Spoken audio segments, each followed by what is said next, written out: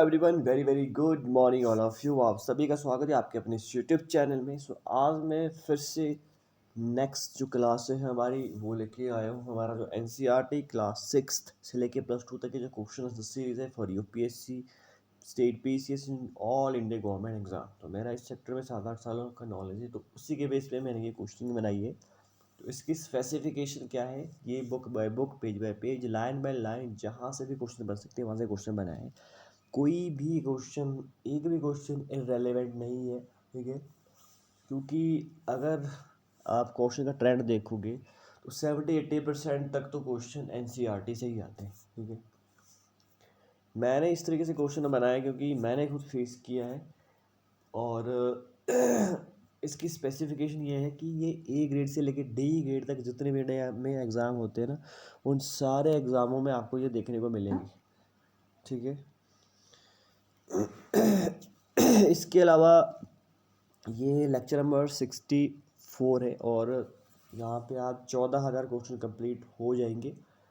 अगर आपने पिछले वाली वीडियो नहीं देखी तो प्लेलिस्ट मैंने बनाई हुई है, आप प्ले लिस्ट में जाके वहाँ पे देख सकते हो। उसके अलावा इंडियन जो करंट अफेयर है, 1 साल का करंट अफेयर है, तो उसके भी सेशन मैंने डाले हुए हैं। उसके अलावा हिमाचल प्रदेश के किसी भी एग्ज़ाम की आप तैयारी कर रहे हो तो हिमाचल के जो भी करंट अफेयर है उसके भी मैंने सेशन डाला हुआ है। तो चलिए टाइम वेस्ट नहीं करते, और अगर वीडियो अच्छी लगे, इन्फॉर्मेटिव लगे तो भाई लगनी है, क्योंकि कंटेंट इसी तरीके का है। तो एक लाइक तो बनता है, सब्सक्राइब तो बनता है, एंड सब्सक्राइब द चैनल। चलिए शुरू करते हैं। तो क्वेश्चन है 13,051 से कि जल प्रदूषण के महत्वपूर्ण कारक कौन से हैं। तो आंसर है कागज, लुगदी, रसायन, वस्त्र रंगी उद्योग, चमड़ा उद्योग, इलेक्ट्रोप्लॉटिंग उद्योग इसके कारक हैं। तो जल प्रदूषण के कारक कौन कौन से हैं? कागज़ है, लुगदी है, रसायन है, वस्त्र रंगने वाले जो उद्योग हैं, चमड़ा उद्योग है, और इलेक्ट्रोप्लॉटिंग उद्योग इसके उदाहरण है, ठीक है। तो जल को ये किसी न किसी तरीके से प्रभावित करते हैं या खराब करते हैं, प्रदूषित करते हैं। अगला क्वेश्चन है कि भारत के मुख्य अपशिष्ट में शामिल किसे किया जाता है। तो इसका उत्तर है फ्लाई ऐश, फास्फोरस, जिप्सम, वो लोहा इस्पात इसमें शामिल किया जाता है। जो भारत के मुख्य अपशिष्ट में किसे शामिल किया जाता है? फ्लाई ऐश को, फास्फोरस को, जिप्सम को, लोहा इस्पात आदि को शामिल किया जाता है। अगला टॉपिक है वो है तापीय प्रदूषण। क्वेश्चन है कि प्रदूषण कैसे पैदा होता है। इसका आंसर है कि जब कारखाने ताप घरों से गर्म जल को बिना ठंडा किए नदियों तालाबों में छोड़ दिए जाता है तो उसे तापीय प्रदूषण कहते हैं, ठीक है। आपने देखा होगा कि कहीं पे उद्योग बना होता है तो गर्म गर्म पानी जो है वो सीधा नदियों और नालों में फेंक देते हैं। इससे क्या होता है कि जो एक्वेटिक एनिमल जिसे हम कहते हैं, जलीय जीव होते हैं, उनके जीवन को खतरा पैदा हो जाता है। तो इसीलिए परमाणु ऊर्जा क्षेत्र के अपशिष्ट परमाणु उत्पादक खदानों में कैंसर व जन्मजात विकार आदि बीमारी फैलती है या होती है, ठीक है। अगला क्वेश्चन है कि मिट्टी को अनुपजाऊ कौन से कारक बनाते हैं। तो उत्तर है कि मलबे के ढेर, विशेषकर कांच, हानिकारक रसायन, औद्योगिक बहाव मृदा की अनुपजाऊपन में भूमिका निभाते हैं। तो ठीक है, याद रखना कि मृदा के अनुपजाऊपन में कौन कौन से कारक महत्वपूर्ण भूमिका निभाते हैं। एक तो मलबे के ढेर, दूसरा विशेषकर कांच, हानिकारक रसायन, औद्योगिक बहाव मृदा की अनुपजाऊपन में भूमिका निभाते हैं। नेक्स्ट टॉपिक इज ध्वनि प्रदूषण। ध्वनि प्रदूषण किस प्रकार की चीज़ों से पैदा होता है। तो आंसर है कि औद्योगिक निर्माण कार्य, जैसे उद्योगों में कोई चीज़ बनती है जैसे, ठीक है, तो बड़े मशीनों की आवाज़ होती है या मतलब बड़ी आवाज़ होती है, ठीक है, तो वो ध्वनि प्रदूषण पैदा करती है। इसके अलावा कारखाने के उपकरण, लकड़ी चीरने वाले कारखाने, गैस यंत्र की ड्रिल आदि के कारण इस प्रकार का प्रदूषण होता है। तो ध्वनि प्रदूषण किस प्रकार की चीज़ों से पैदा होता है। औद्योगिक निर्माण कार्य, कारखानों के उपकरण, लकड़ी चीरने वाले कारखाने, गैस यंत्र की ड्रिल आदि के कारण इस प्रकार का प्रदूषण पैदा होता है। अगला क्वेश्चन है कि औद्योगिक निर्माण कार्य, कारखाने, अच्छा ये हो गया। नेक्स्ट क्वेश्चन इज पर्यावरण निम्नीकरण की रोकथाम किस प्रकार की जा सकती है। इसका आंसर है कारखाने द्वारा निष्कासित 1 लीटर अपशिष्ट से लगभग 8 लीटर स्वच्छ जल दूषित होता है। जल का इन कार्यों में न्यूनतम प्रयोग, जल का पुनर्चक्रण द्वारा दोबारा प्रयोग किया जा सकता है। तो पर्यावरण न्यूनीकरण की रोकथाम किस प्रकार की जा सकती है? तो इसका आंसर है कि कारखाने द्वारा निष्कासित 1 लीटर अपशिष्ट से लगभग 8 लीटर स्वच्छ जल दूषित होता है। जल का इन कार्यों में न्यूनतम प्रयोग, जल का पुनर्चक्रण द्वारा दोबारा प्रयोग किया जा सकता है। मतलब अगर 1 लीटर गंदा पानी है ना, अगर उसे हम बहा देते हैं नदियों में, नालों में, तो उससे जो है 8 लीटर और पानी जो है खराब हो जाता है। अगला क्वेश्चन है, औद्योगिक अपशिष्ट का शोधन कौन से 3 प्रकार के चरणों में किया जाता है? तो इसका उत्तर है यांत्रिक यंत्र साधनों द्वारा प्राथमिक शोध किया जाता है, जैविक प्रक्रिया द्वारा द्वितीय शोध, जैविक रासायनिक भौतिक द्वारा तृतीय शोध किया जाता है। तो औद्योगिक अपशिष्ट का शोधन कितने प्रकार से किया जाता है? 3 प्रकार से किया जाता है।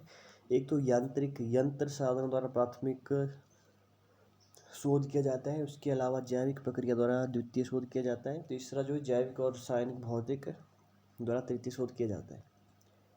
अगला क्वेश्चन है कि वायु प्रदूषण के लिए कारखाने किस प्रकार से भूमिका निभाते हैं? तो इसका उत्तर है कि वायु प्रदूषण कारखाने चिमनियों पर इलेक्ट्रोस्टैटिक आवश्यक स्क्रबर उपकरण, गैसीय प्रदूषक पदार्थों को पृथक करना और इसके कारक हैं। तो वायु प्रदूषण के लिए कारखाने किस प्रकार से भूमिका निभाते हैं? वायु प्रदूषण कारखानों चिमनियों पर इलेक्ट्रोस्टैटिक आवश्यक स्क्रबर उपकरण, गैसीय प्रदूषक पदार्थों को पृथक करना और इस मतलब ये कारक है। ठीक है, अगला जो टॉपिक है राष्ट्रीय अर्थव्यवस्था की रेखाएं, लेसन नंबर 7 है परिवहन। क्वेश्चन है कि भारत में सड़कों को कितने भागों में बांटा जाता है? तो आंसर है कि भारत में सड़कों को 6 भागों में बांटा जाता है। तो भारत में सड़कों को कितने भागों में बांटा जाता है? 6 भागों में बांटा जाता है। अगला क्वेश्चन है कि स्वर्णिम चतुर्भुज महामार्ग योजना भारत के किन किन राज्यों से होकर गुजरती है? तो इसका आंसर है कि भारत सरकार ने दिल्ली, उसके बाद कोलकाता, उसके बाद चेन्नई, उसके बाद मुंबई व दिल्ली को जोड़ने वाली 6 लेन वाली, कितनी लेन वाली? 6 लेन वाली, 6 लेन वाली महामार्ग सड़क परियोजना प्रारंभ की। एक बार ये क्वेश्चन पूछा गया था, किसी एग्जाम में पूछा गया था। ठीक है,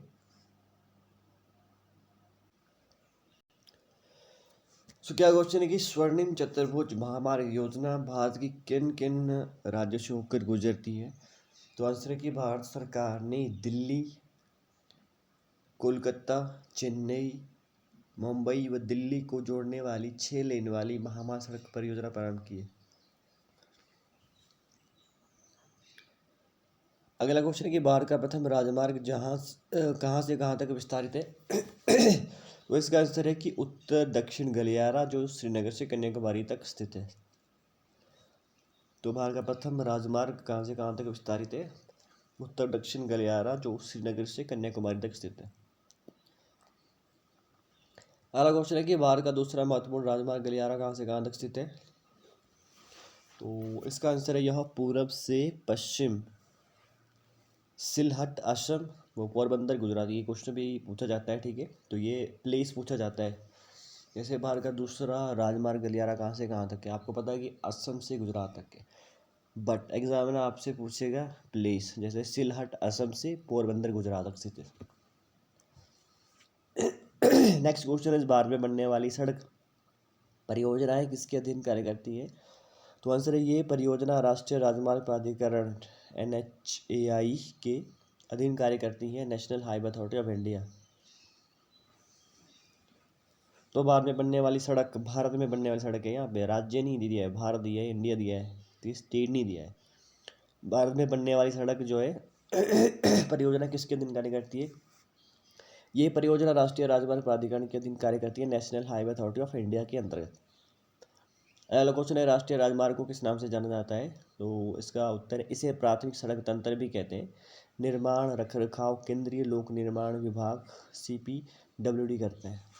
तो राष्ट्रीय राजमार्ग को किस नाम से जाना जाता है? तो इसे प्राथमिक सड़क तंत्र भी कहते हैं। निर्माण और रखरखाव जो केंद्रीय लोक निर्माण विभाग CPWD करता है। अगला क्वेश्चन है, दिल्ली और अमृतसर के मध्य राष्ट्रीय राजमार्ग संख्या 1 को किस नाम से जाना जाता है? तो इसे जाना जाता है शेरशाह सूरी राजमार्ग के नाम से।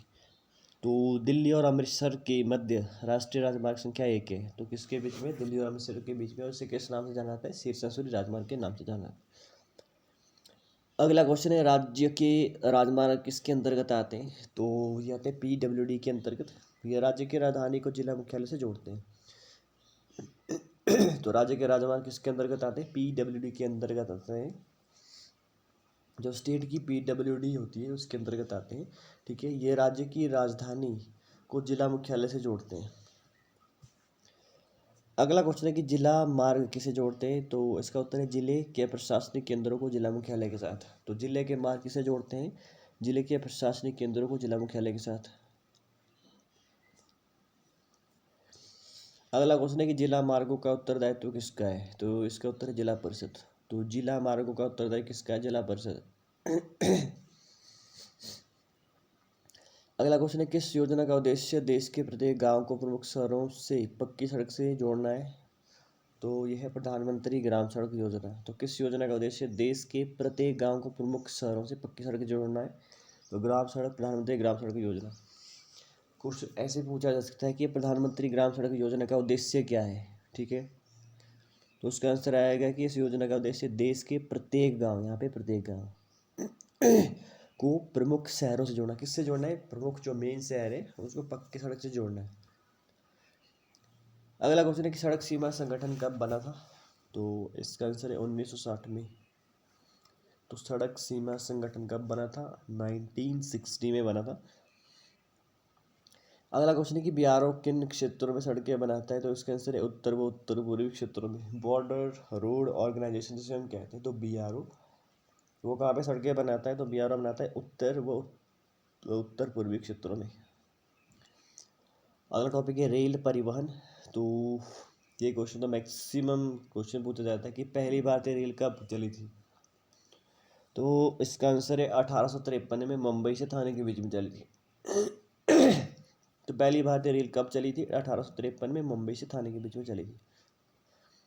अगला क्वेश्चन, भारतीय रेल परिवहन कितने खंडों में विभाजित है? तो इसका आंसर है 16। तो भारतीय रेल परिवहन कितने खंडों में विभाजित है? 16 खंडों में।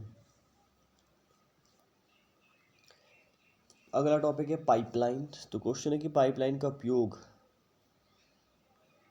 किस लिए किया जाता है? तो इसका आंसर है ठोस पदार्थों को तरल अवस्था में परिवर्तित कर पाइपों द्वारा ले जाना आसान होता है। जैसे तेल पाइपलाइन होती हैं, ठीक है, वैसे ही संचार पाइपलाइन होती हैं जिससे सिग्नल जाते हैं। अगला क्वेश्चन है कि भारत में पाई परिवहन के कितने जाल हैं? तो इसका आंसर है 3। तो भारत में पाई परिवहन कितने जाल हैं? 3 जाल हैं। तो वो कौन कौन से?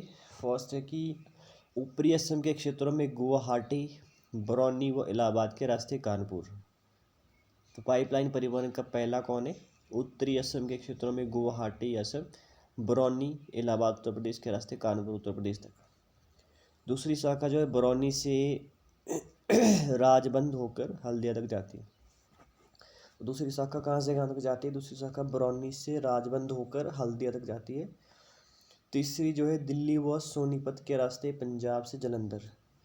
दिल्ली व सोनीपत के रास्ते पंजाब के जलंधर में। दिल्ली व सोनीपत के रास्ते पंजाब के जलंधर में। अगला टॉपिक है कि गैस पाइपलाइन। गुजरात के हजीरा से जाने वाली गैस पाइपलाइन उत्तर प्रदेश में कहाँ पे मिलती है? तो इसका उत्तर है जगदीशपुर में। मध्य प्रदेश के विजयपुर से जाती है।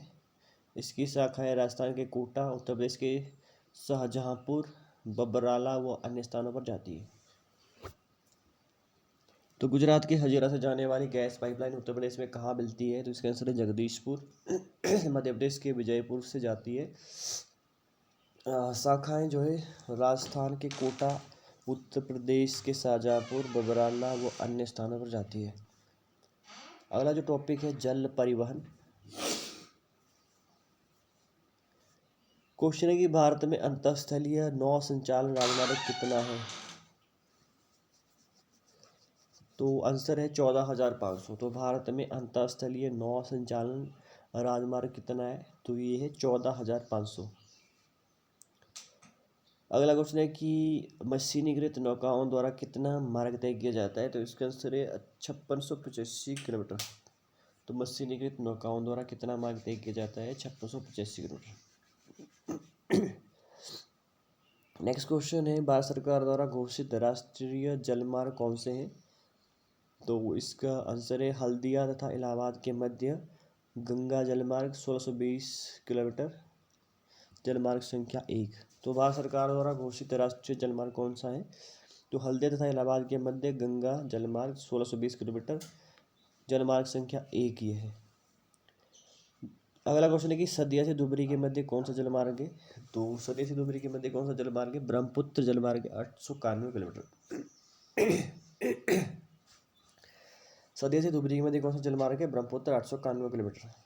नेक्स्ट क्वेश्चन है, भारत सरकार द्वारा घोषित तीसरा जलमार्ग कौन सा है? तो इसका आंसर है केरल के पश्चिमी तटीय नहर कोट्टापुरम से कोल्लम उद्योग मंडल तथा चंपकारा 205 किलोमीटर। तो भारत सरकार द्वारा घोषित तीसरा जलमार्ग कौन सा है? केरल के पश्चिमी तटीय नहर कोट्टापुरम से कोल्लम उद्योग मंडल तथा चंपकारा 205 किलोमीटर। अगला जो क्वेश्चन है, भारत सरकार द्वारा घोषित चौथा महत्वपूर्ण जलमार्ग कौन सा है? तो इसका आंसर है काकीनाडा पुडुचेरी स्ट्रेच के साथ साथ गोदावरी और कृष्णा नदी 1078 किलोमीटर। तो भारत सरकार द्वारा घोषित चौथा महत्वपूर्ण जलमार्ग कौन सा है? काकीनाडा पुडुचेरी स्ट्रेच के साथ साथ गोदावरी कृष्णा नदी 1078 किलोमीटर इसका डिस्टेंस है। अगला क्वेश्चन है कि फिफ्थ जलमार्ग कौन सा है?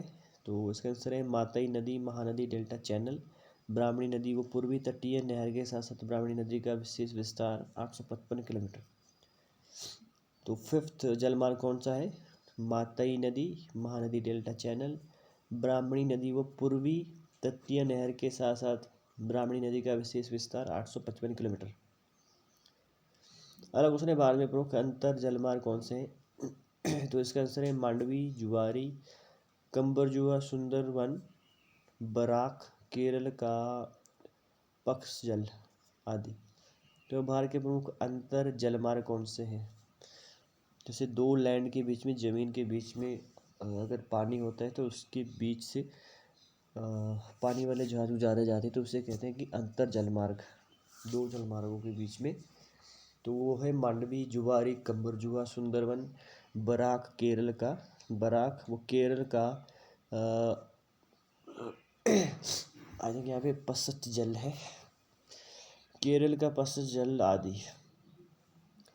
अगला क्वेश्चन है कि भारत का कितने प्रतिशत व्यापार समुद्र द्वारा होता है? तो इसका आंसर है भारत का 95% व्यापार समुद्र द्वारा होता है और इससे जो है 68% मुद्रा प्राप्त होती है।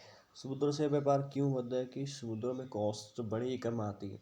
अगर आप सारा सामान हेलीकॉप्टर के ऊपर ही भेज दें तो पूरा खर्चा वहीं पे लग जाएगा। ठीक है, इसीलिए समुद्रों से व्यापार करना हम किसी भी देश के लिए इकॉनमी की दृष्टि से बड़ा ही महत्वपूर्ण रहता है। अगला जो टॉपिक है प्रमुख समुद्री पतन। तो क्वेश्चन है कि भारत के कितने प्रतिशत समुद्री पतन की लंबाई है?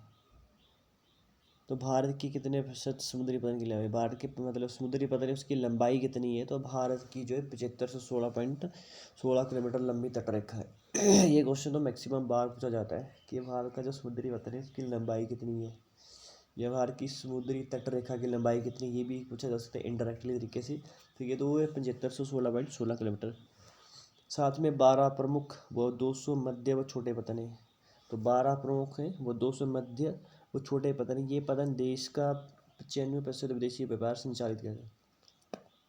जो फॉरेन व्यापार होता है, फॉरेन ट्रेड होता है, उससे मतलब 95% विदेशी व्यापार संचालित करते हैं ये वाले पतन। अगला क्वेश्चन है कि स्वतंत्रता प्राप्ति के बाद किस पतन को पहले पतन के रूप में विकसित किया गया? तो इसका आंसर है स्वतंत्रता प्राप्ति के बाद कच्छ में कांडला पतन पहले पतन के रूप में विकसित किया गया। तो स्वतंत्रता प्राप्ति के बाद किस पतन को पहले पतन के रूप में विकसित किया गया? तो स्वतंत्रता प्राप्ति के बाद कच्छ में कांडला पतन है जो गुजरात में जो हमारा कच्छ एरिया है उसमें जो कांडला पतन है उस पतन को पहले पतन के रूप में विकसित किया गया स्वतंत्रता के बाद। कोई भी पहली चीज़ होती है तो अपने आप ही रेलिवेंट हो जाती है। ठीक है, अगला क्वेश्चन है कच्छ में कांडला पतन का विकास किस कारण किया गया? इसका आंसर है कि ऐसा देश विभाजन के बाद कराची पोर्ट की कमी को दूर करने के लिए, एक पॉइंट ये हो गया कराची पोर्ट की कमी दूर करने के लिए, ये पूछा जा सकता है। और दूसरा मुंबई में होने वाले व्यापारिक दबाव को कम करने के लिए। तो कच्छ में जो है कांडला पत्तन का विकास क्यों किया गया? ऐसा देश विभाजन के बाद कराची पोर्ट की कमी को दूर करने के लिए किया गया तथा मुंबई में होने वाले व्यापारिक दबाव को कम करने के लिए किया गया। अगला क्वेश्चन है कि कांडला पत्तन को किस नाम से जाना जाता है? तो इसका आंसर है जिसे कांडला जिसे दीन दयाल पतन के नाम से जाना जाता है। तो कांडला पतन को किस नाम से जाना जाता है? दीन दयाल पतन के नाम से जाना जाता है। क्वेश्चन 14,000 कांडला पतन या दीनदयाल पतन एक ज्वारीय पतन है जो भारत के किन राज्यों के उद्योगों से आयात और निर्यात करता है? तो ये जम्मू कश्मीर, हिमाचल प्रदेश, पंजाब, हरियाणा, राजस्थान, गुजरात के उद्योगों से आयात निर्यात करता है। तो कांडला पतन या दीनदयाल पतन एक ज्वारीय पतन है जो भारत के किन राज्यों से उद्योगों से आयात या निर्यात करता है? तो वो जम्मू कश्मीर, हमारा हिमाचल प्रदेश, पंजाब, हरियाणा, राजस्थान, गुजरात के उद्योगों से आयात निर्यात करता है। तो आज के सेशन में इतना ही। अगर वीडियो इन्फॉर्मेटिव लगे तो एक लाइक तो बनता है यार इतनी मेहनत के लिए, और सब्सक्राइब द चैनल। इसी तरीके की इन्फॉर्मेटिव वीडियो आती रहेगी आगे भी, तो अपना सपोर्ट बनाए रखें। सो ऊपर वाले से यही ब्लेसिंग्स करूँगा कि आप ज़िंदगी में बहुत जल्दी सक्सेस हो जाएं। ठीक है, अगर आप इन चीज़ों को बार बार रिवाइज करोगे तो आपको कोई भी दिक्कत किसी भी एग्ज़ाम में नहीं आने वाली है। ठीक है, तो चलिए आज के सेशन को यहीं एंड करते हैं। तब तक के लिए जय हिंद, जय भारत, भारत माता की जय, जय श्री कृष्ण।